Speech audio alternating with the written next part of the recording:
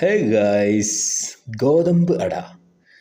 So അതിനു വേണ്ടി നമ്മൾ പാത്രം എടുക്കുക, അതിലേക്ക് ഗോതമ്പ് പൊടി ഇങ്ങനെ ഇട്ടിട്ട് അതിൽ വെള്ളം ഒഴിച്ചിട്ട് നന്നായി ഇളക്കുക. അത് ഉപ്പിട്ട വെള്ളമാണ്, കുറച്ച് ലേശം ഉപ്പിടുക. എന്നിട്ട് നന്നായി കുഴച്ച് അത് ഒരു നല്ല പരുവാക്കിയിട്ട് കുഴച്ച് മാറ്റി വയ്ക്കുക. എന്നിട്ട് ഇതിലേക്ക് തേങ്ങയാണ് വേണ്ടത്. അതിന് തേങ്ങ എടുത്തിട്ട് ഇപ്പോൾ ഞാൻ എടുത്തത് ചേരുതൊപ്പൊക്കെ ഉണ്ട്. സോ അതൊക്കെ എടുത്ത് കളഞ്ഞിട്ട് കുറച്ച് പോരുന്നില്ല. സോ കുറച്ച് കഷ്ടപ്പാടൊക്കെ ഉണ്ട്. സോ അത് എടുത്തിട്ട് എന്നിട്ട് ഇതിൻ്റെ തൊപ്പും ഇതെല്ലാം എടുത്ത് കളഞ്ഞിട്ട് അതിൻ്റെ നല്ല സ്പോട്ട് നോക്കിയിട്ട് 2 കൊട്ട് കൊട്ടും. സോ അങ്ങനെ കൊട്ടി കഴിയുമ്പോൾ ഇതുപോലെ ഇങ്ങനെ ഓപ്പൺ ആക്കാൻ പറ്റും. ഓപ്പൺ ആക്കി കഴിഞ്ഞിട്ട് സോ ഇതിൻ്റെ തേങ്ങവെള്ളം, നല്ല തേങ്ങവെള്ളം ഇതൊക്കെ കുടിച്ചിട്ടാണ് നമ്മൾ തുടങ്ങിയത്. സോ ഇതുപോലെ നമ്മൾ തേങ്ങ പൂണ്ടെടുക്കുക. സോ ഇതിങ്ങനെ റിങ് പോലെ നമ്മൾ ചെറുപ്പത്തിലൊക്കെ കയ്യിലിട്ടിട്ട് ഇങ്ങനെ ഒരു 4 റൗണ്ട് നടന്നിട്ടൊക്കെ വന്നിട്ട് എന്നിട്ടൊക്കെയാണ് നമ്മൾ കഴിക്കുക. സോ ഒരു നോസ്റ്റാൾജിക് ഓർമ്മയൊക്കെ വന്നു. എന്നാലും ഞാനിവിടെ ആക്ച്വലി ഇത് പൂളുന്നത് എന്താണെന്ന് വെച്ചാൽ, ഇവിടെ എൻ്റെ അടുത്ത് മിക്സിയല്ല, സോറി, ചിരവിയില്ല. സോ അത് കാരണം ഇത് ഞാൻ പൂണ്ടിട്ട് ക്രഷ് ചെയ്തെടുത്തിട്ട് ചേർക്കാനാണ് വിചാരിക്കണത്.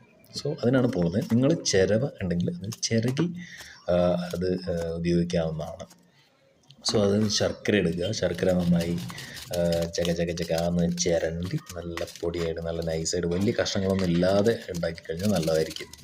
സോ ഇപ്പോൾ ചിരണ്ടി ഇതായിട്ട് അവിടെ നമ്മുടെ തേങ്ങ പൂണ്ട് വെച്ചിട്ടുണ്ട്. അതൊന്ന് മുറിച്ചിട്ട് ക്രഷ് ചെയ്തിട്ട് ഇതുപോലെ കിട്ടും. സോ അത് ശർക്കരയും കൂടി മിക്സ് ചെയ്തിട്ട് നന്നായി ഒന്ന് മിക്സ് ചെയ്യുക. ഇപ്പോൾ കാണാൻ തന്നെ ഒരു ഇതില്ലേ, ലുക്കില്ലേ. സോ ഒന്നേരം പറമ്പ് 4 വാഴേൻ്റെ എല്ലാം വെട്ടിയിട്ട് അതിൻ്റെ അകത്ത് ഇത് നന്നായി പരത്തി, മാവ് നന്നായി പരത്തി ഒരു സ്ക്വയർ രൂപത്തിൽ പരത്തുന്നതാണ് നല്ലത്. എന്താണെന്ന് വെച്ചാൽ നമ്മൾ അത് ഒരു സൈഡിലാണ് നമ്മളിത് ചെയ്യാൻ പോകണം. അപ്പോൾ അത് സൈഡിൽ ഈ തേങ്ങ ശർക്കരയും കൂടിയുള്ള മിക്സ് ഇങ്ങനെ വെച്ചിട്ട് നമ്മളത് കവർ ചെയ്ത് അടയ്ക്കുന്നു. സോ എന്നിട്ട് എല്ലായിടത്തും നന്നായി ചേരുന്ന പോലെ നല്ല പെർഫെക്റ്റായിട്ട് ഇങ്ങനെ പ്രസ് ചെയ്ത് എല്ലാ ഭാഗവും നല്ല യൂണിഫോമായിട്ട് പ്രസ് ചെയ്യുക.